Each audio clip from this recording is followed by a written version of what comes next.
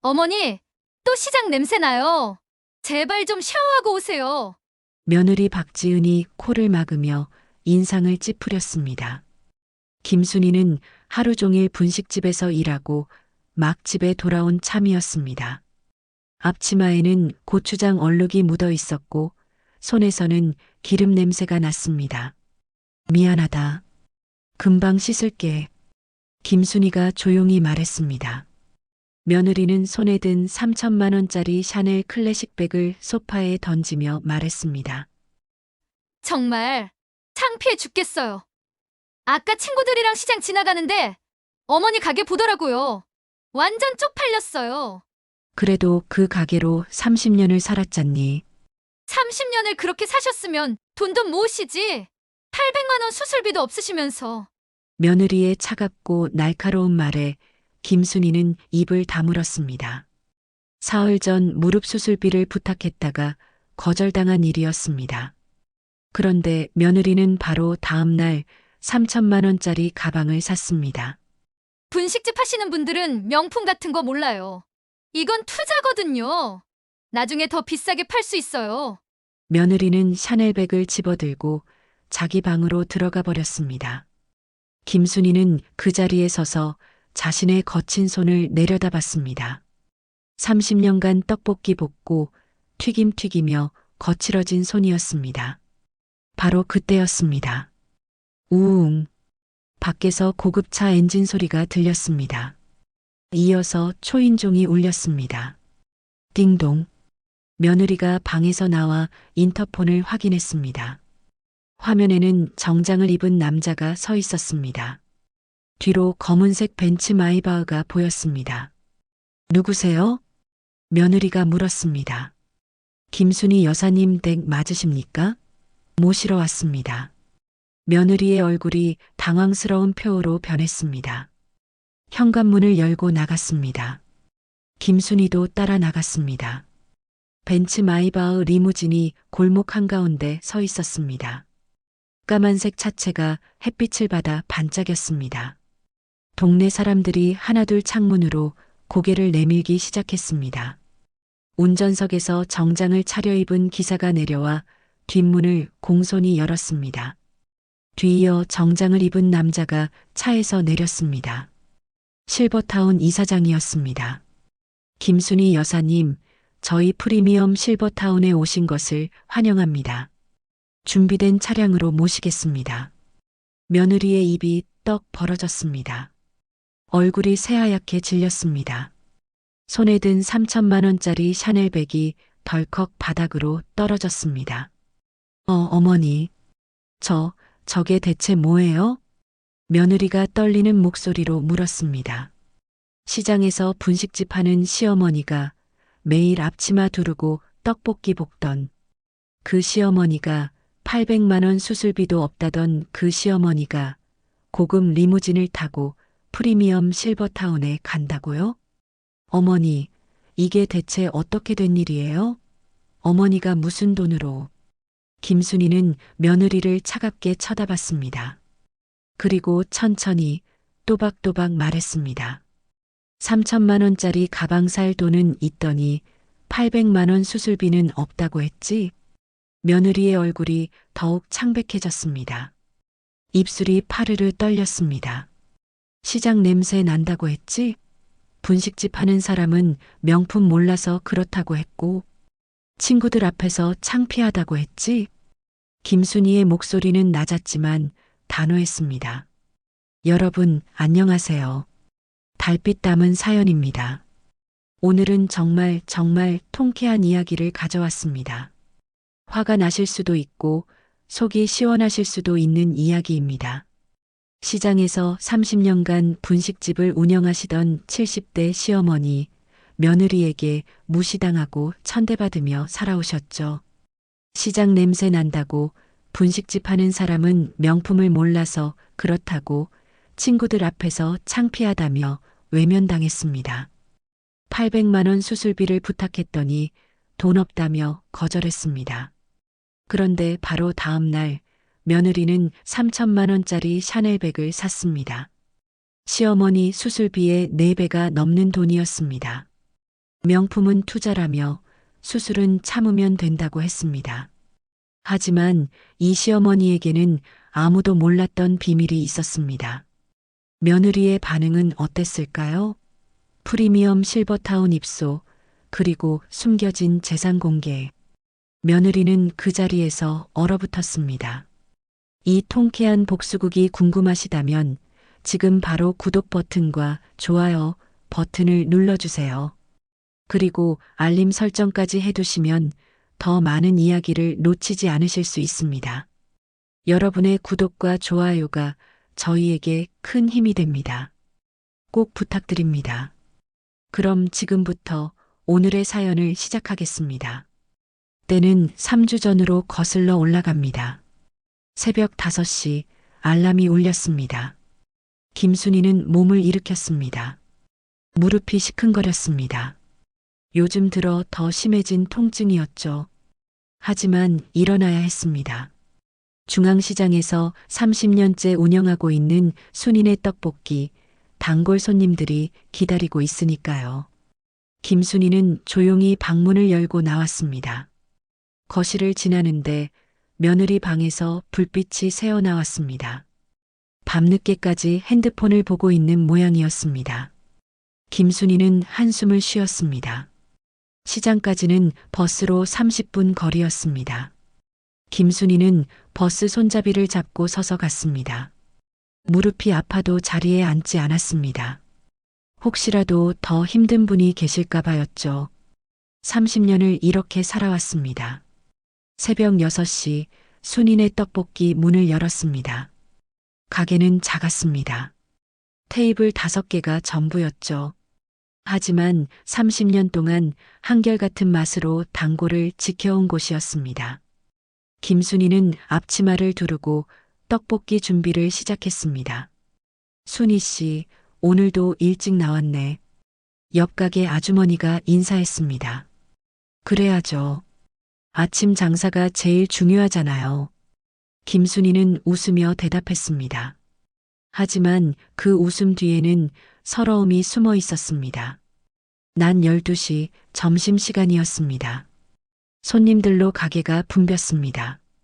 김순이는 쉴 새 없이 떡볶이를 볶고 튀김을 튀겼습니다.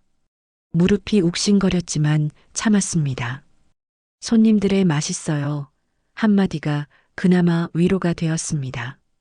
오후 2시 손님이 뜸해지자 김순이는 의자에 앉았습니다. 무릎을 주무르며 한숨을 쉬었습니다. 요즘 들어 통증이 점점 심해지고 있었습니다. 계단을 오르내릴 때는 특히 더 아팠죠. 병원에 가봐야 하나. 김순이는 생각했습니다. 하지만 병원비가 걱정이었습니다. 30년간 모은 돈은 3천만 원 정도였습니다. 아들 대학 보내고 결혼시키고 나니 남은 게 그것뿐이었죠. 혹시 큰 수술이라도 하게 되면 며느리한테 손을 벌려야 할지도 몰랐습니다. 오후 3시쯤이었습니다. 가게 앞으로 3명의 여자가 지나갔습니다. 명품 가방을 들고 화장을 진하게 한 모습이었습니다. 김순이는 그중 한 명을 알아봤습니다. 며느리 박지은이었습니다. 며느리는 친구들과 함께 시장 구경을 나온 모양이었습니다. 김순이는 반갑게 손을 들어 인사하려 했습니다. 하지만 며느리는 고개를 돌렸습니다. 못 본 척했습니다. 친구 중 한 명이 순인의 떡볶이를 가리키며 말했습니다. 저기 떡볶이집 괜찮아 보인다. 들어가 볼까? 며느리가 황급히 친구의 팔을 잡아 끌었습니다. 아니야, 저기 말고 다른 데 가자. 저기는 별로야. 왜? 사람도 많던데? 그냥 내가 아는 데가 있어. 더 맛있는데. 저기는 진짜 별로야. 위생도 안 좋고. 세 사람은 그대로 지나쳤습니다. 김순이는 그 모습을 지켜봤습니다. 가슴이 아팠습니다. 며느리는 자신의 가게가 부끄러운 모양이었습니다. 조금 멀어진 곳에서 친구들 목소리가 들렸습니다. 근데 지은아, 너 시어머니가 뭐 하신대? 응, 집에 계셔. 그냥 집안일 하시고 나이 드셔서 밖에 안 나가셔. 아, 그렇구나. 며느리는 거짓말을 했습니다. 김순이는 앞치마로 손을 닦으며 고개를 떨구었습니다. 눈물이 날 것 같았지만 참았습니다. 손님들 앞에서 울 수는 없었으니까요. 밤 8시 가게 문을 닫았습니다. 하루 종일 서서 일한 김순이의 다리는 퉁퉁 부어 있었습니다. 무릎은 더욱 아팠습니다. 집에 돌아가는 버스 안에서 김순이는 창밖을 멍하니 바라봤습니다. 언제까지 이렇게 살아야 하나. 밤 9시 집에 도착했습니다. 현관문을 열자마자 며느리의 목소리가 들렸습니다. 어머니, 또 시장 냄새 나요. 샤워부터 하고 오세요. 진짜 숨 막혀요. 김순이는 아무 말 없이 욕실로 향했습니다. 거울에 비친 자신의 모습이 초라해 보였습니다. 주름진 얼굴, 거친 손, 굽은 허리. 30년 세월이 고스란히 새겨져 있었습니다. 며칠 후 김순이는 용기를 내어 정형외과를 찾았습니다. 무릎 통증이 너무 심해서 더 이상 참을 수 없었습니다. 엑스레이를 찍고 의사 선생님의 설명을 들었습니다. 어르신, 무릎 연골이 많이 닳았습니다. 인공관절 수술을 하셔야 할 것 같습니다. 수술이요? 그럼 비용이 얼마나? 대략 800만 원 정도 예상하시면 됩니다. 건강보험 적용 받으시면 조금 줄어들긴 하지만 그래도 부담이 되실 겁니다. 김순이는 진료실 문을 나서며 한숨을 쉬었습니다. 800만 원. 자신이 가진 돈으로는 부족했습니다. 며느리에게 부탁해야 할 것 같았습니다. 그날 저녁 식사 후였습니다. 김순이는 조심스럽게 며느리에게 말을 꺼냈습니다. 지은아, 내가 할 말이 있는데. 며느리 박지은은 핸드폰을 보다가 고개를 들었습니다. 귀찮다는 표정이 역력했습니다. 네, 어머니. 뭔데요? 빨리 말씀하세요. 드라마 봐야 하는데. 사실은 무릎이 많이 아파서 병원에 갔거든. 의사 선생님이 수술을 하래. 수술요? 그래서요? 며느리의 목소리는 차가웠습니다. 비용이 800만 원 정도 든다는데 내가 가진 돈으로는 좀 부족해서 혹시 도와줄 수 있을까 해서. 며느리의 얼굴이 일그러졌습니다. 짜증이 묻어났습니다. 어머니, 지금 우리도 돈 없어요. 집값도 올랐고 애들 학원비도 만만찮고 800만 원이 어디 작은 돈인가요? 그래도 지은아, 나도 일하면서 30년을 살았잖니. 이제 무릎이 너무 아파서. 어머니는 분식집 하시면서 못 모으셨어요? 30년이면 충분히 모으셨을 텐데. 그리고 솔직히 어머니 나이에 무슨 수술이에요? 그냥 진통제 드시면 되잖아요. 요즘 진통제 좋은 거 많아요. 김순이는 입을 다물었습니다. 며느리의 차갑고 냉정한 말에 가슴이 먹먹해졌습니다. 아들은 옆에서 눈치만 보고 있었습니다. 알았어. 미안하다. 김순이는 자리에서 일어났습니다. 방으로 돌아가는 그 뒷모습이 쓸쓸해 보였습니다. 다음 날 아침이었습니다. 김순이는 평소처럼 새벽 5시에 일어나 시장으로 향했습니다. 가게에서 혼자 떡볶이를 볶으며 눈물을 흘렸습니다. 30년 동안 정말 열심히 살았습니다. 아들 하나 잘 키우려고, 대학 보내려고, 결혼시키려고 악착같이 모았습니다. 그런데 이제 자신의 수술비조차 부탁할 수 없다니. 그날 밤이었습니다. 김순이는 평소보다 조금 일찍 집에 돌아왔습니다. 밤 8시쯤이었습니다. 현관문을 열고 들어서는데 며느리 방에서 웃음소리가 들렸습니다. 큰 소리로 뭔가 자랑하는 목소리였습니다. 김순이는 조심스럽게 며느리 방 문 쪽으로 다가갔습니다. 언니들, 드디어 샀어. 샤넬 클래식? 며느리가 영상통화를 하고 있었습니다. 침대 위에는 명품 쇼핑백이 놓여 있었고 그 안에서 검은색 샤넬백이 보였습니다. 가격표가 아직 달려 있었습니다. 3천만 원. 김순이는 그 자리에 얼어붙었습니다. 3천만 원. 자신의 수술비 800만 원은 없다고 하더니 3천만 원짜리 가방은 샀다고요? 진짜 너무 예쁘지 않아? 3천인데 완전 가치 있어. 이거 몇 년 지나면 4천, 5천 될 거야. 며느리는 가방을 이리저리 비추며 자랑했습니다. 그때 김순이가 문틈으로 보이자 며느리가 돌아봤습니다. 어머니, 왜 그렇게 봐요? 무슨 일 있어요? 노크도 안 하고. 김순이는 입을 열었습니다. 목소리가 떨렸습니다. 지은아, 그게 어제 수술비 없다고. 이건 제 돈으로 산 거예요. 어머니 수술비랑은 상관없어요. 제가 번 돈으로 제가 쓰는 건데 뭐가 문제예요? 며느리는 단호하게 말했습니다. 그리고 핸드폰 화면 속 친구들에게 말했습니다. 우리 시어머니는 시장에서 떡볶이 파세요. 그래서 이런 거 잘 이해 못 하시거든. 명품이 뭔지도 모르시고. 친구들이 웃는 소리가 들렸습니다. 명품은 투자잖아. 나중에 더 비싸게 팔 수도 있고. 자산이야, 자산. 근데 수술은 그냥 아프면 참는 거지 뭐. 진통제 먹으면 되고. 김순이의 손이 부들부들 떨렸습니다.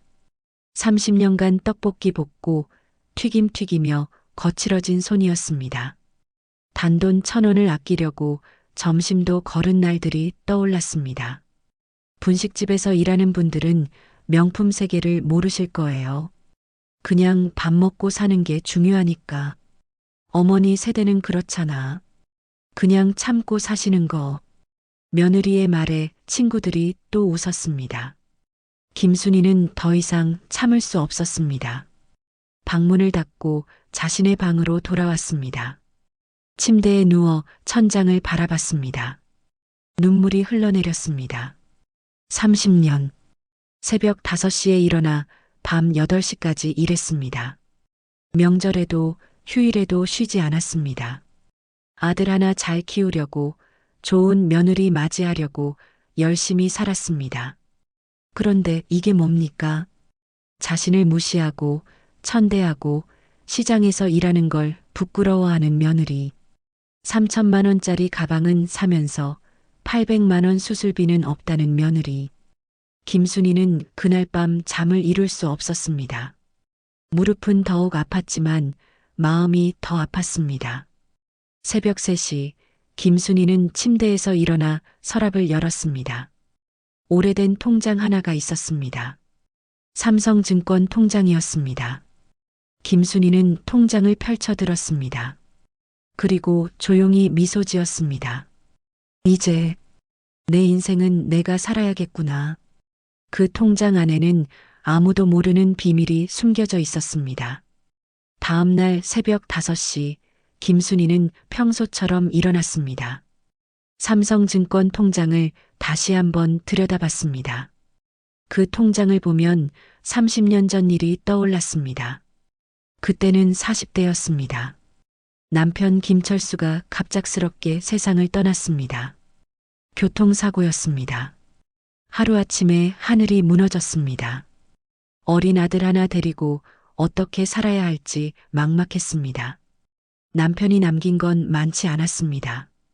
작은 집 하나 그리고 회사에서 받은 퇴직금 3천만 원. 김순이는 그 돈으로 시장에 작은 분식집을 차렸습니다.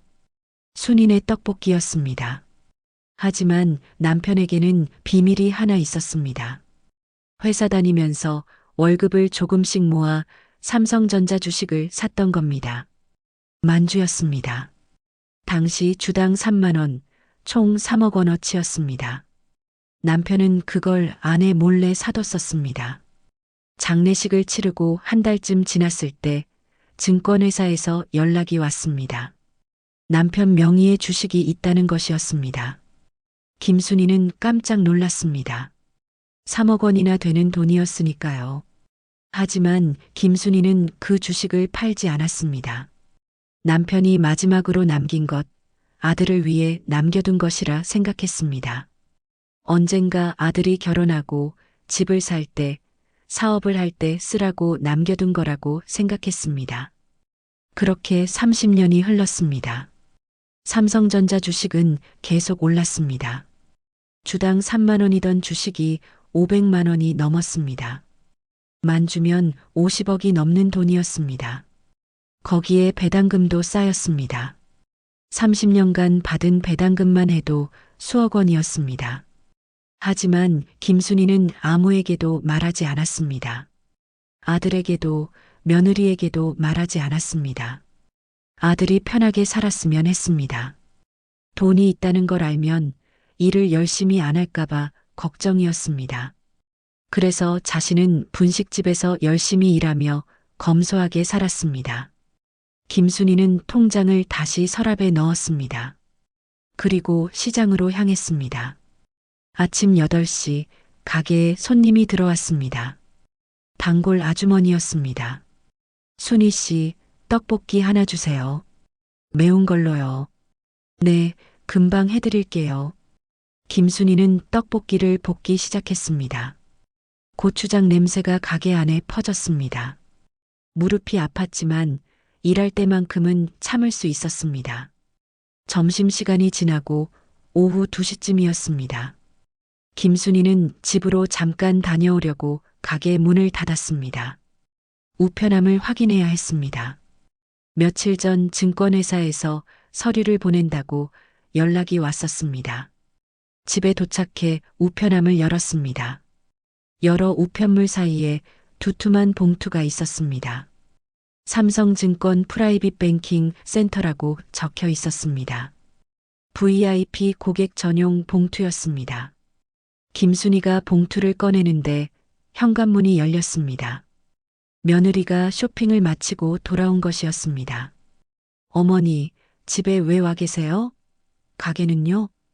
며느리는 김순희 손에 든 봉투를 봤습니다. 삼성증권이라는 글자가 눈에 들어왔습니다. 어머니, 그게 뭐예요? 아, 이거 그냥 옛날에 가입한 거.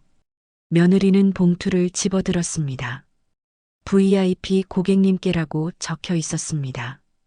프라이빗 뱅킹 센터 자산 포트폴리오 안내라는 문구도 보였습니다. VIP요? 프라이빗 뱅킹? 며느리는 코웃음을 쳤습니다. 어머니, 이거 스팸 아니에요? 요즘 이런 거 많잖아요. VIP라고 해놓고 대출 권유하고. 그런가? 김순희는 봉투를 다시 받아들었습니다. 그래도 한번 확인해 봐야겠어. 혹시 모르니까. 며느리는 관심 없다는 듯 자기 방으로 들어갔습니다. 김순희는 봉투를 들고 자신의 방으로 갔습니다. 봉투를 뜯어 내용물을 확인했습니다. 자산운용 보고서였습니다. 현재 보유 주식 현황, 배당금 내역, 그리고 자산관리사 연락처가 적혀 있었습니다. 김순희는 핸드폰을 꺼내 자산관리사에게 전화를 걸었습니다. 여보세요, 김순희 고객님이시죠? 안녕하세요. 담당 자산관리사 이현주입니다. 네, 안녕하세요. 보내주신 서류 잘 받았습니다. 네, 고객님. 혹시 상담 필요하신 부분 있으실까요? 김순희는 잠시 망설였습니다. 그리고 조심스럽게 물었습니다. 제가 이 돈을 좀 써도 될까요? 물론이죠, 고객님. 고객님의 자산이신데요. 어떻게 사용하실 계획이신가요? 사실, 수술을 해야 해서요. 그리고 좀 더 편하게 살고 싶어서요. 그러시군요. 고객님 자산 규모면 충분히 가능하십니다. 필요하시면 저희 센터로 방문해 주시면 자세히 상담해 드리겠습니다. 네, 알겠습니다. 감사합니다. 김순희는 전화를 끊었습니다. 마음이 조금 가벼워졌습니다. 저녁 시간이었습니다. 김순희는 다시 가게로 돌아가 장사를 마쳤습니다. 밤 8시 집으로 돌아왔습니다. 저녁 식사를 준비하려는데 며느리가 거실에서 소파에 누워 핸드폰을 보고 있었습니다. 지은아, 저녁 먹을래? 어머니가 차려주세요. 저 피곤해서. 며느리는 일어나지도 않았습니다. 김순이는 부엌으로 들어가 저녁을 준비했습니다. 무릎이 아파서 서 있기가 힘들었지만 참았습니다. 식사 중이었습니다. 며느리가 갑자기 말했습니다. 어머니, 내일 제 친구들 집에 오거든요. 어머니는 그날 가게에서 좀 늦게 들어오세요. 왜? 내가 방해되니? 아니, 그게 아니라 친구들이 오면 좀 불편하잖아요. 어머니 시장 냄새도 나고. 김순이는 숟가락을 놓았습니다. 나도 이 집에 사는데 왜 내가 늦게 들어와야 해? 어머니, 제발이요. 한 번만 협조해 주세요. 제 친구들한테 좋은 인상 주고 싶거든요. 아들이 끼어들었습니다. 엄마, 그냥 한 번만 그러세요. 지은이가 친구들 만나는 거 중요하잖아요. 김순이는 아들을 쳐다봤습니다. 아들은 엄마 눈을 피했습니다. 알았어. 늦게 올게. 김순이는 자리에서 일어났습니다. 밥맛이 없었습니다. 다음 날이었습니다. 김순이는 약속대로 가게에서 늦게까지 있었습니다. 밤 10시가 되어서야 집으로 돌아왔습니다. 현관문을 열고 들어서는데 거실이 어질러져 있었습니다. 과자 봉지, 음료수 캔, 피자 박스가 그대로였습니다. 며느리는 방에서 자고 있었습니다. 아들도 이미 잤습니다. 김순이는 혼자 거실을 치웠습니다. 무릎이 더욱 아팠습니다. 쓰레기를 정리하다가 테이블 위에 놓인 잡지를 봤습니다. 명품 브랜드 카탈로그였습니다. 며느리가 보던 것이었습니다. 펼쳐진 페이지에는 수천만 원짜리 가방들이 가득했습니다. 김순이는 잡지를 덮었습니다. 그리고 자신의 방으로 들어갔습니다. 침대에 앉아 다시 서랍을 열었습니다. 삼성증권 통장을 꺼내 들었습니다. 그리고 오늘 받은 우편물도 다시 펼쳐봤습니다. 자산관리사의 명함이 들어 있었습니다. 김순이는 명함을 들여다봤습니다. 내일 전화를 해야겠다고 생각했습니다. 새벽 2시였습니다. 김순이는 잠을 이룰 수 없었습니다. 무릎도 아팠지만 마음이 더 아팠습니다. 30년간 열심히 살았습니다. 아들을 위해, 가족을 위해 희생했습니다. 하지만 돌아오는 건 무시와 천대뿐이었습니다. 김순이는 결심했습니다. 이제는 자신을 위해 살아야겠다고. 아들과 며느리 눈치 보지 않고 자신이 원하는 대로 살아야겠다고. 다음 날 아침 6시 김순이는 평소보다 일찍 일어났습니다. 씻고 옷을 갈아입었습니다. 오늘은 가게에 가지 않기로 했습니다. 대신 증권회사 프라이빗 뱅킹 센터에 가기로 했습니다. 거실을 지나는데 며느리 방에서 코 고는 소리가 들렸습니다. 김순이는 현관문을 조용히 열고 나갔습니다. 택시를 탔습니다. 기사님에게 강남 타워 팰리스 주소를 말했습니다. 삼성증권 프라이빗 뱅킹 센터가 있는 곳이었습니다. 택시 안에서 김순이는 창밖을 바라봤습니다. 아침 햇살이 따스했습니다. 오랜만에 느껴보는 설렘이었습니다. 이제 내 인생을 시작해야지. 김순이는 조용히 중얼거렸습니다. 새로운 시작을 위한 첫걸음이었습니다. 다음 날 아침 6시였습니다. 김순이는 평소보다 일찍 일어났습니다. 거울 앞에 섰습니다. 30년간 시장에서 일하며 지친 얼굴이었지만 오늘은 달랐습니다. 눈빛에 결연함이 담겨 있었습니다. 옷장을 열었습니다. 평소 입던 낡은 옷들 사이에서 딱 한 벌 있는 정장을 꺼냈습니다. 10년 전 아들 결혼식 때 입었던 옷이었습니다. 조심스럽게 옷을 입고 머리를 단정하게 빗어 넘겼습니다. 거실을 지나는데 며느리 방에서 코 고는 소리가 들렸습니다. 김순이는 현관문을 조용히 열고 나갔습니다. 오늘은 가게에 가지 않을 것입니다. 버스 정류장에서 택시를 잡았습니다. 평생 아끼며 살았던 김순이었지만 오늘만큼은 택시를 타야 했습니다. 어디로 모실까요? 강남 타워 팰리스로 가주세요. 택시 기사가 백미러로 김순이를 힐끗 쳐다봤습니다. 타워 팰리스라니 강남에서도 제일 비싼 곳이었습니다. 택시가 출발했습니다. 김순이는 가방에서 삼성증권 프라이빗 뱅킹 센터의 명함을 꺼내 들었습니다. 자산관리사 이현주. 어제 전화로 약속을 잡았습니다. 고객님, 내일 오전 10시에 뵙겠습니다. 편하게 오세요. 자산관리사의 목소리는 친절했습니다. 김순이는 명함을 다시 가방에 넣었습니다. 아침 9시 30분 타워 팰리스에 도착했습니다. 초고층 빌딩이 하늘을 찌를 듯 솟아 있었습니다. 김순이는 고개를 들어 건물을 올려다봤습니다. 평생 시장 골목에서만 살았던 자신에게는 다른 세상 같았습니다. 로비로 들어섰습니다. 대리석 바닥이 반짝거렸고 천장에는 커다란 샹들리에가 걸려 있었습니다. 안내 데스크에 다가갔습니다. 안녕하세요. 삼성증권 프라이빗 뱅킹 센터 찾아왔습니다. 직원이 환하게 웃으며 대답했습니다. 네, 40층입니다. 엘리베이터 타고 올라가시면 됩니다. 엘리베이터 안에서 김순이는 자신의 손을 내려다봤습니다. 떡볶이 볶느라 거칠어진 손이었습니다. 이런 손으로 이런 곳에 와도 되나 싶었습니다. 하지만 곧 고개를 들었습니다. 이 돈은 남편이 남긴 것이었습니다. 자신이 30년간 지켜온 것이었습니다. 당당할 자격이 있었습니다. 땡. 40층에 도착했습니다. 엘리베이터 문이 열리자 눈앞에 화려한 공간이 펼쳐졌습니다. 삼성증권 프라이빗 뱅킹 센터라는 금색 간판이 보였습니다. 문을 열고 들어서자 젊은 여직원이 다가왔습니다. 김순이 고객님이시죠? 기다리고 있었습니다. 이쪽으로 오세요.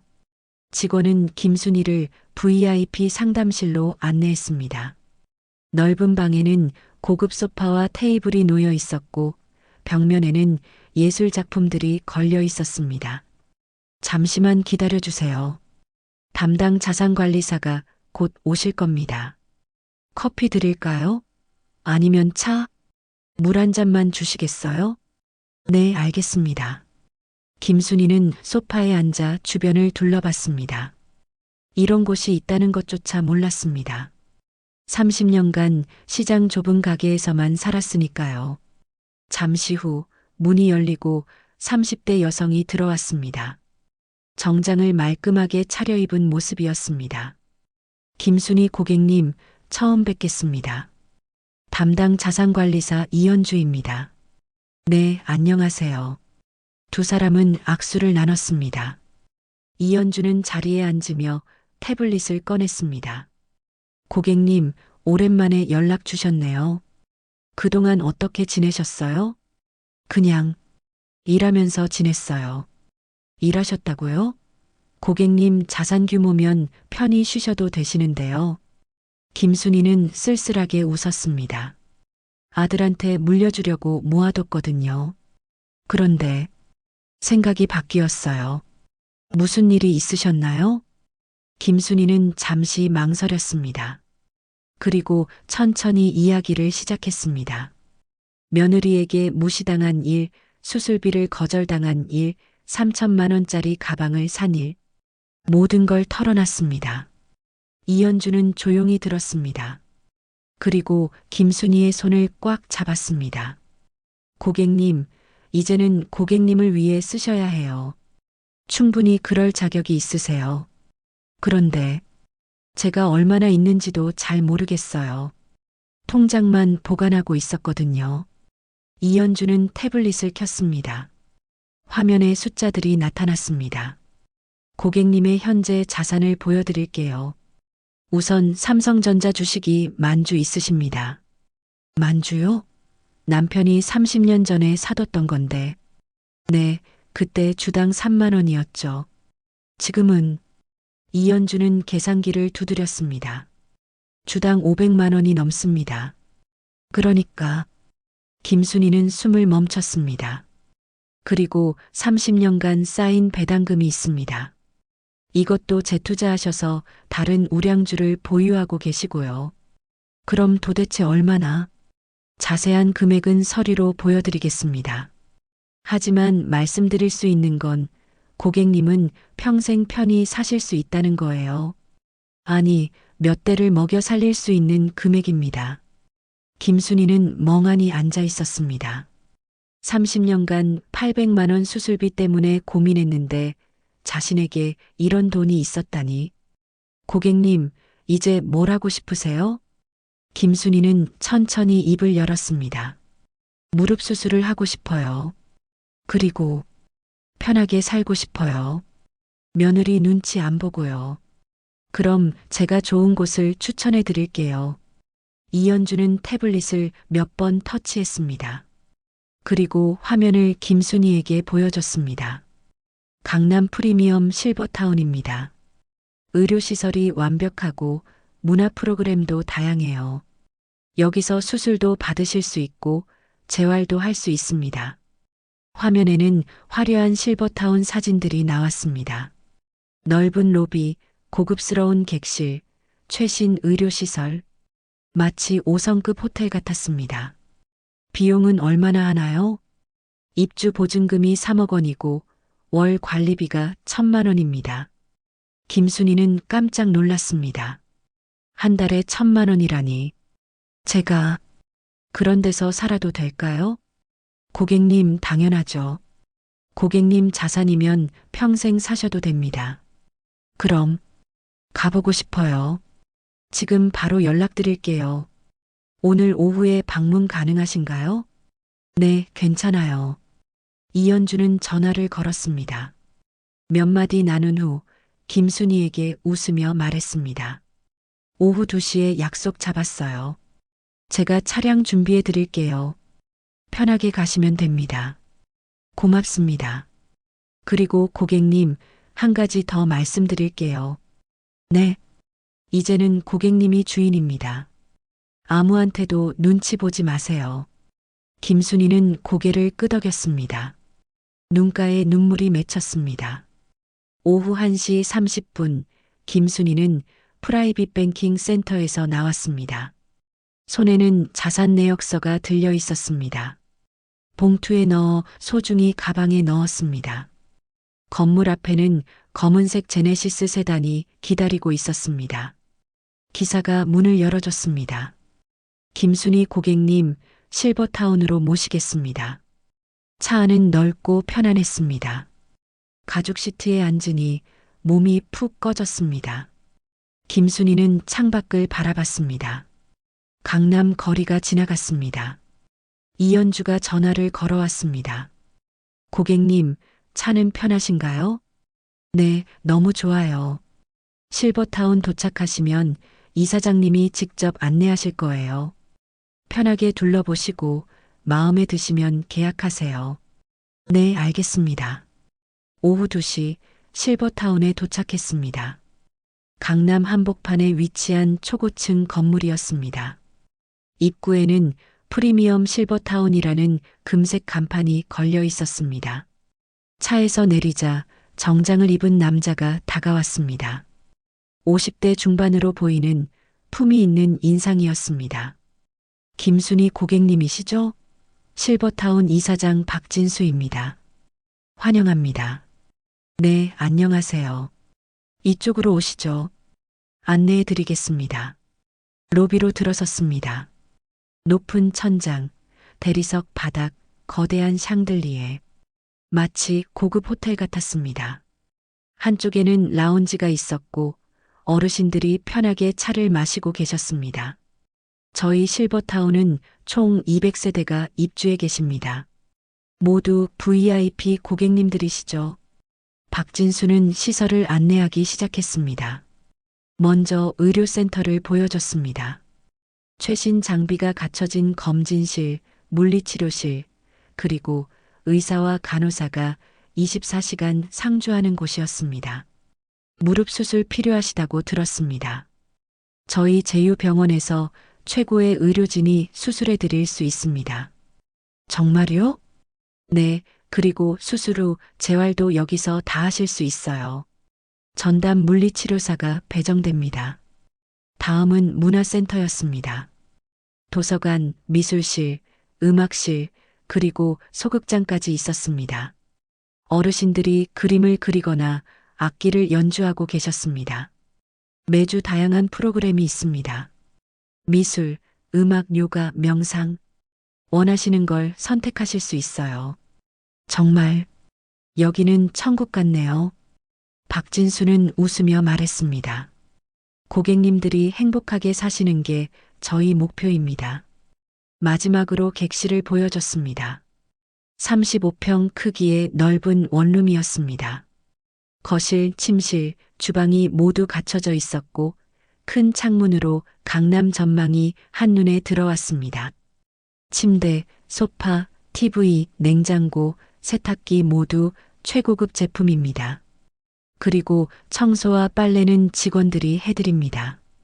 김순이는 창가로 다가갔습니다. 높은 곳에서 내려다본 서울 풍경이 아름다웠습니다. 30년간 시장 좁은 가게에서만 살았는데 이런 곳에서 살 수 있다니. 마음에 드시나요? 네. 너무 좋아요. 그럼 계약 진행하시겠습니까? 김순이는 잠시 생각했습니다. 그리고 고개를 끄덕였습니다.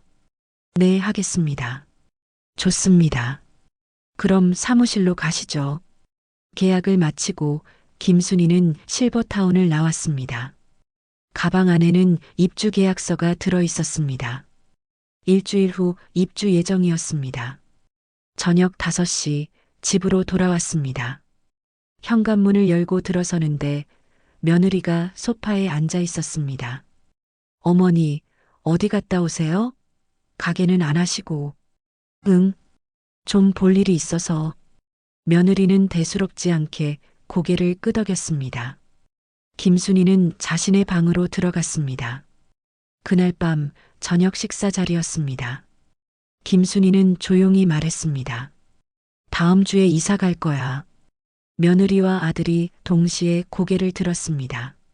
네, 어디로요? 실버타운. 며느리는 코웃음을 쳤습니다. 실버타운요? 어머니, 그게 얼마나 비싼 데인데요. 한 달에 수백은 들 텐데. 내 돈으로 갈 거니까 걱정 마. 어머니 돈으로요? 분식집 한 달 수입이 얼만데요? 그걸로 실버타운을 가신다고요? 김순이는 며느리를 똑바로 쳐다봤습니다. 너희는 3천만 원짜리 가방 살 돈은 있더라. 며느리의 얼굴이 굳었습니다. 나는 내 수술비 800만 원도 없다고 했지. 그건 이제 나도 내가 원하는 대로 살아볼 거야. 며느리 눈치 보지 않고 김순이는 자리에서 일어났습니다. 며느리는 어안이 벙벙한 표정으로 앉아 있었습니다. 그날 밤 며느리는 남편에게 물었습니다. 여보, 어머니한테 돈이 있는 거 알아? 모르는데. 분식집 수입밖에 없지 않아? 근데 실버타운 간다잖아. 그게 보통 돈으로 갈 수 있는 데가 아닌데. 며느리는 불안했습니다. 뭔가 모르는 게 있는 것 같았습니다. 일주일이 지났습니다. 드디어 이사 당일이었습니다. 아침 10시 김순이는 짐을 정리하고 있었습니다. 사실 가져갈 게 많지 않았습니다. 옷가지 몇 벌, 사진 앨범, 그리고 남편이 남긴 통장. 그게 전부였습니다. 거실에서는 며느리가 핸드폰을 보고 있었습니다. 아들은 출근 준비를 하고 있었습니다. 둘 다 시어머니가 실버타운 간다는 걸 대수롭지 않게 생각했습니다. 어머니, 진짜 가시는 거예요? 며느리가 물었습니다. 목소리에는 걱정보다는 의심이 담겨 있었습니다. 응, 곧 차가 올 거야. 무슨 차요? 택시요? 김순이는 대답하지 않았습니다. 그저 미소만 지었습니다. 10시 30분 밖에서 자동차 소리가 들렸습니다. 우웅. 고급차 특유의 낮은 엔진 소리였습니다. 띵동. 초인종이 울렸습니다. 며느리가 인터폰을 확인했습니다. 화면에는 정장을 입은 남자가 서 있었고 뒤로 검은색 차량이 보였습니다. 범상치 않은 차였습니다. 누구세요? 김순희 여사님 댁 맞으십니까? 모시러 왔습니다. 며느리는 현관문을 열고 나갔습니다. 김순희도 따라 나갔습니다. 아들도 궁금해서 따라왔습니다. 골목 한가운데 벤츠 마이바흐 리무진이 서 있었습니다. 까만색 차체가 아침 햇살을 받아 반짝였습니다. 차값만 3억이 넘는 최고급 차량이었습니다. 동네 사람들이 하나둘 창문으로, 대문으로 고개를 내밀기 시작했습니다. 저게 뭐야? 누구 차야? 순희 씨네 집 앞에 섰네. 운전석에서 정장을 입은 기사가 내려왔습니다. 그리고 공손하게 뒷문을 열었습니다. 뒤이어 또 다른 차에서 실버타운 이사장 박진수가 내렸습니다. 김순희 여사님 모시러 왔습니다. 박진수는 김순희에게 정중하게 인사했습니다. 며느리의 입이 떡 벌어졌습니다. 손에 들고 있던 샤넬백이 바닥으로 떨어졌습니다. 3천만 원짜리 가방이 땅바닥에 굴러갔습니다. 어머니. 저게 대체 뭐예요? 며느리는 떨리는 목소리로 물었습니다. 아들도 멍한 표정으로 서 있었습니다. 제가 김순희 여사님을 모시러 온 강남 프리미엄 실버타운 이사장 박진수입니다. 박진수는 며느리와 아들에게도 명함을 건넸습니다. 며느리는 명함을 받아들었습니다. 손이 부들부들 떨렸습니다. 강남 프리미엄 실버타운. 며느리도 들어본 곳이었습니다. 입주하려면 최소 수억은 있어야 하는 재벌가 어르신들이나 가는 곳이었습니다. 어머니, 이게 어떻게? 며느리는 말을 잇지 못했습니다. 짐은 직원들이 옮겨드립니다. 여사님은 편히 차에만 앉아 계세요. 박진수가 손짓하자 뒤따라온 차에서 직원 2명이 내렸습니다. 그들은 김순희의 짐을 들고 트럭에 실었습니다. 동네 사람들이 점점 더 모여들었습니다. 저게 순희 씨 차야? 무슨 일이야? 떡볶이집 하시던 분 아니야? 김순희는 차에 타기 전 며느리를 돌아봤습니다. 며느리의 얼굴은 새하얗게 질려 있었습니다. 그럼 다녀올게. 김순희는 차에 올랐습니다. 기사가 문을 닫았습니다. 차가 출발했습니다. 며느리는 그 자리에 얼어붙어 서 있었습니다. 동네 사람들이 수군거렸습니다. 저 차 몇 억짜리 아니야? 순희 씨가 부자였어? 며느리는 급하게 집으로 뛰어들어갔습니다. 핸드폰을 들고 인터넷을 검색했습니다. 강남 프리미엄 실버타운. 검색 결과가 나왔습니다. 입주 비용, 보증금 3억 원, 월 관리비 1,000만 원. 며느리의 눈이 휘둥그레졌습니다. 3억? 며느리는 주저앉았습니다. 시어머니가 시장에서 떡볶이 팔던 그 시어머니가 800만 원. 수술비도 없다던 그 시어머니가 3억짜리 실버타운에 간다고요? 한편 김순희는 차 안에서 편하게 앉아 있었습니다. 가죽 시트가 부드러웠습니다. 박진수가 말했습니다. 여사님, 편하게 가실 수 있도록 준비했습니다. 감사합니다. 오늘 입주하시면 내일부터 바로 수술 준비 들어가실 수 있습니다. 그렇게 빨리요? 네, 여사님은 저희 최우선 VIP 고객이십니다. 차는 강남으로 향했습니다. 1시간 후 실버타운에 도착했습니다. 며느리와 아들도 따라왔습니다. 급하게 택시를 타고 온 모양이었습니다. 실버타운 입구는 화려했습니다. 대리석 외벽, 금색 간판, 그리고 입구에 서 있는 유니폼을 입은 직원들. 마치 5성급 호텔 같았습니다. 차에서 내리자 직원들이 줄지어 인사했습니다. 김순희 여사님, 환영합니다. 며느리와 아들은 뒤에서 어리둥절한 표정으로 서 있었습니다. 로비로 들어섰습니다. 높은 천장에 걸린 샹들리에, 대리석 바닥, 고급 소파들. 며느리는 입을 다물지 못했습니다. 컨시어지가 다가왔습니다. 여사님, VIP 유닛으로 안내해 드리겠습니다. VIP 유닛이요? 며느리가 작은 소리로 중얼거렸습니다. VIP라는 단어가 계속 나왔습니다. 엘리베이터를 탔습니다. 40층 버튼을 눌렀습니다. 최상층이었습니다. 엘리베이터 안에서 직원이 말했습니다. 여사님은 저희 실버타운 최상위 VIP 고객이십니다. 40층은 VIP 전용층입니다.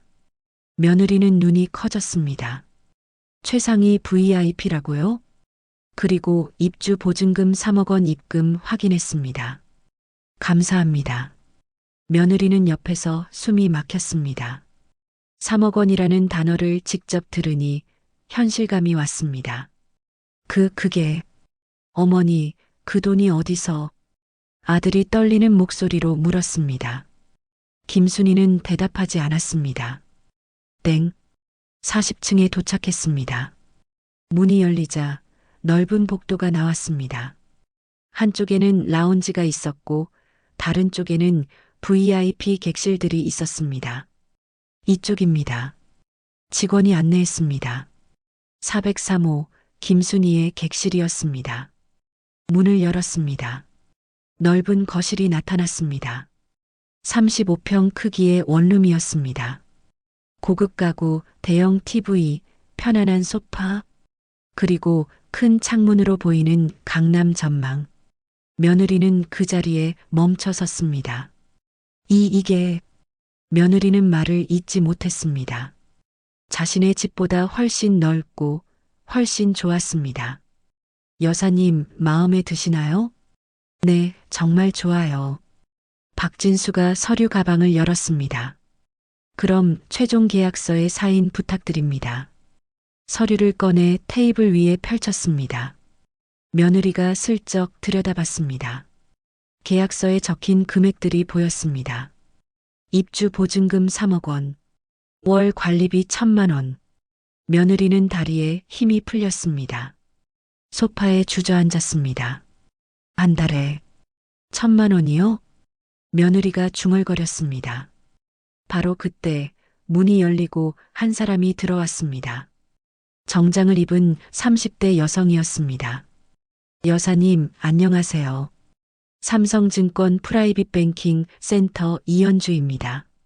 서류 가져왔습니다. 이현주는 김순희에게 봉투를 건넸습니다. 이번 분기 배당금 입금 완료됐습니다. 5천만 원 들어갔어요. 며느리의 눈이 더 커졌습니다. 배당금? 5천만 원? 며느리는 떨리는 목소리로 물었습니다. 이현주는 며느리를 쳐다봤습니다. 네, 그런데 누구시죠? 저는 며느리인데요. 아, 가족분이시군요. 이현주는 아무렇지 않게 말했습니다. 그리고 김순희에게 다시 말했습니다. 여사님, 다음 달에도 배당금 들어올 예정입니다. 그리고 주식 시세도 계속 오르고 있어요. 며느리가 끼어들었습니다. 저기요. 혹시 어머니가 주식을 얼마나 가지고 계신 거예요? 이현주는 며느리를 의아하게 쳐다봤습니다. 가족분이 모르셨나요? 네, 저희는. 이현주는 잠시 망설이다가 말했습니다. 자세한 건 고객님의 개인정보라 말씀드리기 어렵지만 여사님은 저희 센터의 최우수 VIP 고객이십니다. 자산이. 이현주는 말을 멈췄습니다. 김순희를 쳐다봤습니다. 김순희가 고개를 끄덕이자 이현주는 계속 말했습니다. 자산이 50억 원 정도 되십니다. 공기가 얼어붙었습니다. 며느리의 입이 떡 벌어졌습니다. 아들도 눈이 휘둥그레졌습니다. 50억이요? 며느리는 거의 비명에 가까운 소리를 냈습니다. 얼굴이 새하얗게 질렸습니다. 손에 들고 있던 핸드폰이 바닥에 떨어졌습니다. 딸각, 어머니, 그런 돈이 있었어요? 아들이 떨리는 목소리로 물었습니다. 김순이는 조용히 고개를 끄덕였습니다. 남편이 30년 전에 삼성전자 주식을 사뒀더구나. 만주였어. 그때는 3억 원어치였지. 지금은 50억이 넘는다더라. 며느리는 그 자리에 주저앉을 뻔했습니다. 다리가 후들거렸습니다. 그럼, 그동안, 왜? 며느리는 말을 잇지 못했습니다. 김순이는 창가로 걸어갔습니다. 강남 전망을 바라보며 천천히 말했습니다. 너희한테 주려고 숨겨뒀지. 아들 편하게 살라고. 그래서 나는 30년간 시장에서 떡볶이 팔면서 살았어. 며느리의 얼굴이 더욱 창백해졌습니다. 근데 알았어. 돈이 있든 없든 날 무시하는 사람은 날 무시하더라. 김순이는 며느리를 돌아봤습니다. 눈빛이 차가웠습니다. 지은아, 3천만 원짜리 가방 살 돈은 있더라. 며느리는 입술이 파르르 떨렸습니다. 내 800만 원 수술비는 없다고 했지? 진통제나 먹으라고 했고. 어머니. 제가 잘못했어요. 며느리는 무릎을 꿇었습니다. 눈물이 주르르 흘러내렸습니다. 시장 냄새 난다고 했지? 분식집 하는 사람은 명품 몰라서 그렇다고 했어. 친구들 앞에서 창피하다고 했고. 김순이의 목소리는 낮았지만 단호했습니다. 어머니, 정말 죄송합니다. 제가 미쳤어요. 제가 정말 잘못했어요. 며느리는 울면서 빌었습니다. 하지만 김순이는 고개를 저었습니다. 이제 늦었어. 나는 이제 내 인생을 살 거야. 며느리 눈치 안 보고, 아들 눈치도 안 보고. 어머니, 제발요. 다시는 안 그럴게요. 효도할게요. 효도? 내가 수술비 달라고 했을 때는 어디 갔더냐? 며느리는 대답하지 못했습니다. 이제 나는 여기서 편하게 살 거야. 수술도 받고, 재활도 하고, 문화 프로그램도 참여하고, 내가 하고 싶은 거 다 하면서 살 거야. 김순이는 창밖을 다시 바라봤습니다. 30년간 참고 살았어. 이제는 내 차례야. 며느리는 바닥에 주저앉아 울었습니다. 아들도 어쩔 줄 몰라 했습니다. 박진수가 조용히 말했습니다. 그럼 저희는 이만 나가보겠습니다. 편히 쉬세요, 여사님. 직원들이 나갔습니다. 이현주도 인사하고 나갔습니다. 방 안에는 김순이, 며느리, 아들만 남았습니다. 며느리가 다시 애원했습니다. 어머니, 저희랑 같이 사세요. 제가 모실게요. 정말로요. 김순이는 고개를 저었습니다. 필요 없어. 나는 여기가 좋아. 여기서는 아무도 날 무시하지 않거든. 며느리는 계속 울었습니다. 하지만 김순이의 마음은 변하지 않았습니다. 이제 돌아가. 나 정리할 게 많아. 어머니, 가라고 했어. 김순이의 목소리는 단호했습니다. 며느리와 아들은 할 수 없이 일어났습니다. 문 앞에서 며느리가 마지막으로 물었습니다. 어머니, 그럼 저희는 앞으로. 김순이는 차갑게 대답했습니다. 한 달에 한 번 약속 잡고 와. 그것도 내가 허락할 때만. 며느리의 얼굴이 절망으로 물들었습니다. 문이 닫혔습니다. 김순이는 혼자 남았습니다. 넓은 거실, 편안한 소파, 아름다운 전망. 김순이는 소파에 앉았습니다. 그리고 조용히 눈을 감았습니다. 30년. 긴 시간이었습니다. 하지만 이제는 끝났습니다. 새로운 시작이었습니다. 창밖으로 석양이 지고 있었습니다. 김순이는 눈을 떴습니다. 그리고 미소 지었습니다. 이제 내 인생이야. 석 달이 흘렀습니다. 아침 6시 김순이는 눈을 떴습니다. 침대에서 일어나 창문을 열었습니다. 신선한 공기가 들어왔습니다. 강남의 아침이 밝아오고 있었습니다. 무릎을 굽혔습니다. 통증이 없었습니다. 수술은 성공적이었습니다. 입주 일주일 후 실버타운 제휴병원에서 최고의 정형외과 전문의가 수술을 집도했습니다. 그리고 2달간의 재활치료. 이제 김순희는 통증 없이 걸을 수 있었습니다. 거울을 봤습니다. 얼굴에 생기가 돌았습니다. 3달 전 시장에서 떡볶이 볶던 그 지친 얼굴이 아니었습니다. 피부에 윤기가 흐르고 눈빛은 밝았습니다. 옷장을 열었습니다. 실버타운에서 제공하는 고급 운동복을 꺼내 입었습니다. 오늘은 아침 6시 30분에 수영 수업이 있었습니다. 복도로 나왔습니다. 다른 어르신들도 운동복을 입고 나오고 계셨습니다. 순희 씨, 오늘도 수영하러 가요? 같은 층에 사는 박영희 할머니였습니다. 70대 중반 전직 대학 교수 출신이었습니다. 네, 언니. 같이 가요. 순희 씨는 정말 성실해요. 매일 빠지지 않고 운동하니까 몸도 좋아지고 기분도 좋아지더라고요. 2 사람은 엘리베이터를 타고 지하로 내려갔습니다. 실버타운 지하에는 올림픽 규격의 수영장이 있었습니다. 수영 강사가 반갑게 인사했습니다. 김순희 어르신, 오늘도 오셨네요. 무릎은 어때요? 완전히 좋아졌어요. 이제 통증이 하나도 없어요. 다행이네요. 오늘은 저병 배워볼까요? 저병이요? 제가 할 수 있을까요? 물론이죠. 천천히 해봐요. 김순희는 수영장에 들어갔습니다. 물이 따뜻했습니다. 팔을 휘저으며 수영을 시작했습니다. 30년간 시장 좁은 가게에서만 살았는데 이제는 수영을 배우고 있었습니다. 1시간 후 수영을 마치고 나왔습니다. 샤워를 하고 실버타운 레스토랑으로 향했습니다. 아침 8시 레스토랑은 어르신들로 붐볐습니다.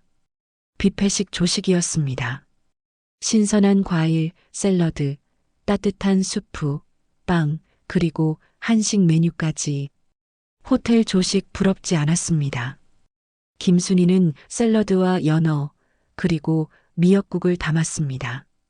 창가 자리에 앉았습니다. 햇살이 따스했습니다. 박영희 할머니가 옆에 앉았습니다. 순희 씨, 오늘 오후에 미술 수업 있잖아요. 같이 가요. 네, 좋아요. 오늘은 수채화하는 날이죠? 맞아요. 선생님이 풍경화 그린다고 하셨어요. 식사를 하며 2 사람은 이야기를 나눴습니다. 편안하고 행복한 시간이었습니다. 오전 10시 김순희는 도서관에 갔습니다. 실버타운 도서관은 조용하고 아늑했습니다. 책을 한 권 꺼내 읽었습니다.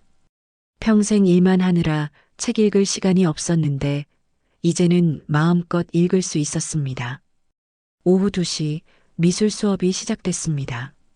미술실에는 10명의 어르신들이 모였습니다. 선생님이 들어왔습니다. 오늘은 강남의 가을 풍경을 그려볼 거예요. 김순희는 물감과 붓을 들었습니다. 처음에는 서툴렀지만 몇 주 배우니 조금씩 나아졌습니다. 캔버스에 색을 칠했습니다. 노란 은행잎, 빨간 단풍, 파란 하늘. 마음이 평화로웠습니다. 수업이 끝나고 선생님이 김순희의 그림을 보며 말했습니다. 순희 씨, 색감이 정말 좋아요. 감성이 느껴져요. 정말요? 감사합니다. 다음 주에 전시회가 있어요. 순희 씨 작품도 전시하면 좋겠어요. 김순희는 얼굴이 붉어졌습니다. 70평생 처음 듣는 칭찬이었습니다. 저녁 6시 레스토랑에서 저녁 식사를 했습니다. 오늘은 코스 요리였습니다. 에피타이저, 수프, 메인 요리, 디저트까지. 김순희는 천천히 음식을 음미했습니다. 식사 후 음악 감상회가 있었습니다. 소극장에서 클래식 음악을 들었습니다. 바이올린 선율이 흘러나왔습니다. 김순희는 눈을 감고 음악에 빠져들었습니다. 밤 9시 자신의 방으로 돌아왔습니다. 소파에 앉아 차를 마셨습니다. 창밖으로 강남의 야경이 반짝였습니다. 핸드폰이 울렸습니다. 며느리였습니다. 석 달 동안 며느리는 매주 전화를 했습니다. 하지만 김순희는 받지 않았습니다. 오늘도 받지 않았습니다. 문자가 왔습니다. 어머니, 저 지은이에요. 한 번만 만나주세요. 제발이요. 정말 죄송해요. 김순희는 문자를 읽고 핸드폰을 내려놓았습니다. 대답하지 않았습니다. 사실 며느리는 지난 석 달 동안 많은 것이 바뀌었습니다. 며느리는 3천만 원짜리 샤넬백을 팔아야 했습니다. 생활비가 부족했기 때문입니다. 중고 명품 사이트에 급매로 올렸습니다. 2천만 원에 팔렸습니다. 1,000만 원 손해를 봤습니다. 친구들 앞에서도 무안을 당했습니다. 지은아, 시어머니가 부자였던 거 알았어? 응, 나도 몰랐어. 너 진짜 바보다. 그러게 잘해드릴걸. 며느리는 후회했습니다. 하지만 이미 늦었습니다. 아들도 후회했습니다. 매주 실버타운을 찾아갔습니다. 하지만 김순희는 만나주지 않았습니다. 어머니를 만나고 싶다고 전해주세요. 컨시어지가 내선 전화를 걸었습니다. 그리고 고개를 저었습니다. 죄송합니다. 여사님께서 오늘은 만나실 수 없다고 하십니다. 아들은 고개를 떨구고 돌아갔습니다. 한 달에 한 번 김순희는 며느리와 아들을 만났습니다. 하지만 30분만 만났습니다. 그 이상은 만나지 않았습니다. 며느리는 매번 울며 빌었습니다. 어머니, 저희랑 같이 사세요. 제가 정말 잘할게요. 하지만 김순희는 단호했습니다. 나는 여기가 좋아. 편하고 행복해. 그래도 어머니, 가족이잖아요. 가족? 내가 수술비 달라고 했을 때 가족이 어디 있었니? 며느리는 대답하지 못했습니다. 그리고 내일 김순희는 중요한 발표를 할 예정이었습니다. 다음 날 오후였습니다. 김순희는 며느리와 아들을 불렀습니다. 실버타운 카페에서 만났습니다. 며느리는 기대에 찬 표정이었습니다. 혹시 집으로 돌아오라는 말을 하실까 기대했습니다. 하지만 김순희가 꺼낸 말은 달랐습니다. 내가 오늘 너희를 부른 이유는 말이야. 김순희는 서류 봉투를 꺼냈습니다. 내 재산 처리에 대해 말하려고. 며느리의 눈이 반짝였습니다. 드디어 유산 이야기구나. 며느리는 속으로 생각했습니다. 50억? 그중 일부만 받아도 나는 내 재산을 사회에 기부하기로 했어. 며느리의 표정이 굳었습니다. 네, 기부요? 응, 장학재단을 만들 거야. 가난한 학생들 도와주는. 며느리의 얼굴이 새하얗게 변했습니다. 어머니, 그럼 저희는요? 아드님은요? 손주들은요? 너희한테 줄 돈 있어. 김순희는 통장 하나를 꺼냈습니다. 내가 30년간 분식집에서 모은 돈 3천만 원. 이거 줄게. 며느리는 믿을 수 없다는 표정이었습니다. 3천만 원이요? 그게 다예요? 응. 나는 그 돈으로 30년을 살았어. 너희도 그렇게 살아봐. 어머니, 그건 너무하세요. 50억이나 있으시면서. 김순희는 차갑게 말했습니다. 너무해. 3천만 원짜리 가방은 사면서 800만 원 수술비는 없다고 한 게 너무한 거 아니었니? 며느리는 입을 다물었습니다. 나는 평생 아껴서 모았어. 아들 잘 되라고. 근데 돌아온 건 무시와 천대뿐이었어. 이제는 내가 원하는 대로 쓸 거야. 어머니. 그리고 재산은 이미 변호사한테 맡겼어. 유언장도 작성했고 내가 죽으면 전부 장학재단으로 가. 며느리는 그 자리에 주저앉았습니다. 50억이 한순간에 날아갔습니다. 아들이 조심스럽게 물었습니다. 엄마, 정말 마음을 바꿀 수 없어요? 김순이는 고개를 저었습니다. 이미 결정했어. 그리고 이게 맞는 것 같아. 정말 도움이 필요한 사람들한테 쓰이는 게. 며느리는 울음을 터뜨렸습니다. 하지만 김순이의 마음은 변하지 않았습니다. 이제 가봐. 나 오늘 오후에 요가 수업 있어. 며느리와 아들은 일어났습니다. 며느리는 마지막으로 물었습니다. 어머니, 저희를 용서는 못 하시는 거예요? 김순이는 잠시 생각했습니다. 그리고 조용히 말했습니다.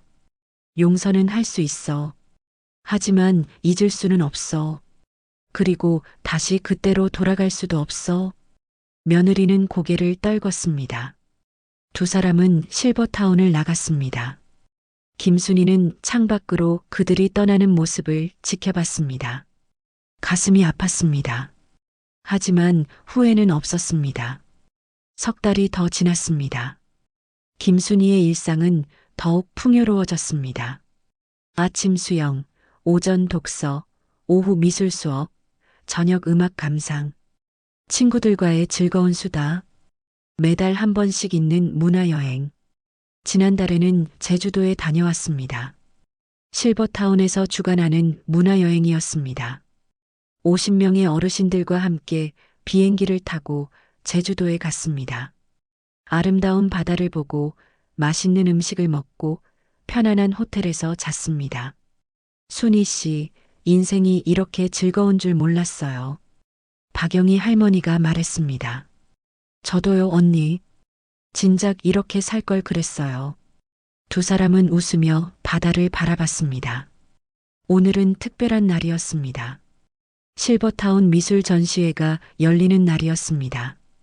김순이의 그림도 전시됐습니다. 전시장에는 많은 사람들이 왔습니다. 가족들, 친구들, 그리고 다른 실버타운 입주민들. 김순이는 자신의 그림 앞에 섰습니다. 가을 풍경화였습니다. 이 그림 정말 좋네요. 한 관람객이 말했습니다. 감사합니다. 김순이는 수줍게 웃었습니다. 70평생 처음 받는 예술적 인정이었습니다. 저녁이었습니다. 김순이는 자신의 방으로 돌아왔습니다. 소파에 앉아 창밖을 바라봤습니다. 서울의 야경이 아름다웠습니다. 핸드폰을 꺼냈습니다. 사진 앨범을 열었습니다. 남편과의 사진, 어린 아들 사진, 분식집 사진. 추억들이 가득했습니다. 눈물이 흘렀습니다. 하지만 슬픈 눈물은 아니었습니다. 감사의 눈물이었습니다. 여보, 당신이 남겨준 주식 덕분에 이렇게 행복하게 살고 있어요. 고마워요. 김순이는 남편 사진에 대고 속삭였습니다. 그리고 미안해요. 30년간 숨기고 살아서. 하지만 이제는 당당하게 살 거예요. 내가 원하는 대로. 창밖으로 별이 빛났습니다. 김순이는 일기장을 꺼냈습니다. 실버타운에 온 후부터 쓰기 시작한 일기였습니다. 펜을 들고 오늘의 일기를 썼습니다. 오늘 전시회가 있었다. 내 그림을 사람들이 칭찬해줬다. 기분이 정말 좋았다. 70평생 떡볶이만 볶다가 이제는 그림을 그리고 있다. 인생이 정말 신기하다. 30년간 시장에서 일했다. 힘들었지만 후회는 없다. 그 시간이 있었기에 지금의 내가 있으니까. 다만 한 가지 깨달은 게 있다. 돈이 있든 없든 나를 무시하는 사람은 나를 무시한다. 돈이 있든 없든 나를 사랑하는 사람은 나를 사랑한다. 이제 나는 나를 사랑하기로 했다. 남은 인생, 나를 위해 살기로 했다. 그리고 정말로 도움이 필요한 사람들을 돕기로 했다. 일기를 다 쓰고 김순이는 일기장을 덮었습니다. 그리고 침대에 누워 눈을 감았습니다. 마음이 평화로웠습니다. 무릎도 아프지 않았습니다. 몸도 건강했습니다. 그리고 무엇보다 행복했습니다. 이게 진짜 내 인생이구나. 김순이는 미소 지으며 잠에 들었습니다. 다음 날 아침 김순이는 일찍 일어났습니다. 오늘은 장학재단 설립 관련 미팅이 있는 날이었습니다. 변호사와 회계사가 올 예정이었습니다. 정장을 입고 거울을 봤습니다. 당당한 모습이었습니다. 더 이상 시장에서 떡볶이 파는 초라한 할머니가 아니었습니다. 50억 자산을 사회에 환원하는 품위 있는 여성이었습니다. 미팅을 마치고 김순이는 실버타운 옥상 정원으로 올라갔습니다. 햇살이 따뜻했습니다. 벤치에 앉아 하늘을 올려다봤습니다. 여러분 기억하세요. 김순이는 하늘을 향해 조용히 말했습니다. 내 인생은 내가 선택하는 거예요. 나이가 많든 직업이 뭐든 돈이 많든 적든 모두 존중받을 자격이 있어요. 그리고 행복할 권리가 있습니다. 참지 마세요. 무시당하지 마세요. 당당하게 사세요. 남은 인생 자신을 위해 사세요. 바람이 불었습니다. 김순이의 머리카락이 바람에 날렸습니다. 김순이는 눈을 감고 바람을 느꼈습니다. 행복했습니다. 여러분, 오늘 이야기 어떠셨나요? 30년간 시장에서 분식집을 운영하며 무시당하고 천대받던 시어머니. 하지만 그녀에게는 50억의 비밀이 있었습니다. 며느리는 3천만 원짜리 샤넬백을 사놓고 800만 원 수술비는 없다고 했습니다. 시장 냄새 난다며 분식집 하는 사람은 명품 몰라서 그렇다며 무시했습니다. 하지만 시어머니의 반격은 통쾌했습니다. 프리미엄 실버타운 입소, 50억 재산 공개, 그리고 전 재산 사회 기부 선언. 며느리는 그제야 후회했지만 이미 늦었습니다. 이 이야기가 여러분께 어떤 의미로 다가왔나요? 댓글로 의견과 듣고 계신 곳을 남겨주세요. 비슷한 경험이 있으신 분들도 이야기 나눠주시면 감사하겠습니다. 그리고 이런 통쾌한 이야기가 더 보고 싶으시다면 지금 바로 구독 버튼과 좋아요 버튼을 눌러주세요. 알림 설정까지 해두시면 새로운 이야기를 가장 먼저 만나보실 수 있습니다. 여러분의 구독과 좋아요, 댓글 하나하나가 저희에게 큰 힘이 됩니다. 정말 감사합니다. 다음 이야기에서 또 만나요. 건강하시고 행복하세요, 여러분. 달빛 담은 사연이었습니다.